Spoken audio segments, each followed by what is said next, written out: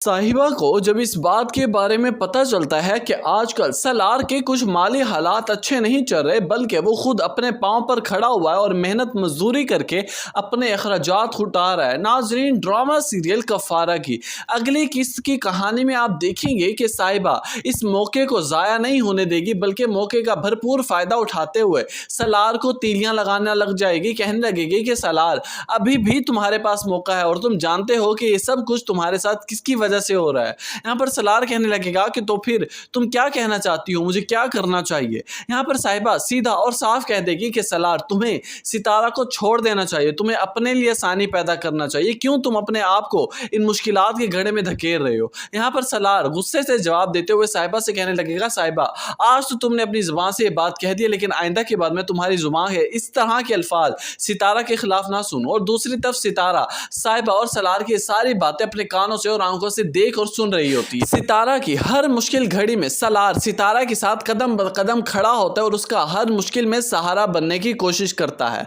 Drama serial कफारा की अगली किस्त में आप ये भी देखेंगे कि जब सितारा को इस बात के बारे में पता चलता है कि जुहेब ने किरण की खातिर सलमान पर हाथ उठाया, तो ये बात सितारा के लिए एक्सेप्ट करना थोड़ा मुश्किल होगा। उसे इस बात के ख्यालात आने लगेंगे कि जुहेब सगा भाई तो मेरा है, उसने मेरे लिए तो इस तरह का कदम कभी नहीं उठाया, तो लेकिन किरण की खातिर कैसे उसने सलमान पर हाथ उठा दिया, जबकि वो तो उसकी सगी बहन भी नहीं है। यहाँ पर सलार आता है, सितारा को रोते धोते देखता है तो चुप करवाने लगता है। कहने लगता है, सितारा अब तुम्हारा शौहर मैं हूँ, तुम्हारा सहारा मैं हूँ, तुम्हें जो भी एक्सपेक्टेशन रखनी है मुझसे रखनी होगी। तुम्हारा पीछे से कोई ताल्लुक नहीं है, और वैसे भी वो पास था, उसे भूल जाओ। अब जो प्रेजेंट है, जो फ्यूचर है, उसकी फिक्र करो, उसे अच्छा गुजारने की कोशिश करो। ताहिर साहब या महरीन बेगम को उनकी औकात दिखाने की कोई कसर नहीं छोड़े, बल्कि महरीन को उनको नीचा दिखाकर ही छोड़ेंगे। कहने लगेंगे कि महरीन बेगम, एक बात मेरी कान खोलकर सुन लो, आइंदा के बाद में ये बात इस घर में ना सुनो कि सितारा का ये घर नहीं है, उसे इस घर से निकाला जाए, जबकि ये घर मैंने अपने बच्चों के लिए बनाया है।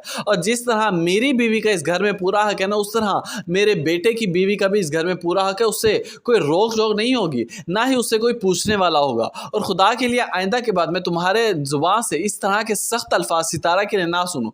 ये बात सुनते ही सलार कहने लगेगा, डैड सॉरी टू से, लेकिन मेरी बीवी को इस बड़े आलीशान बंगले की कोई ज़रूरत नहीं है, ना ही यहाँ के जो वसाइल हैं वो उसे ज़रूरत है। उसे जो कुछ मैं दूंगा वो उसी में ही सब्र शुक्र से गुजारा कर सकती है।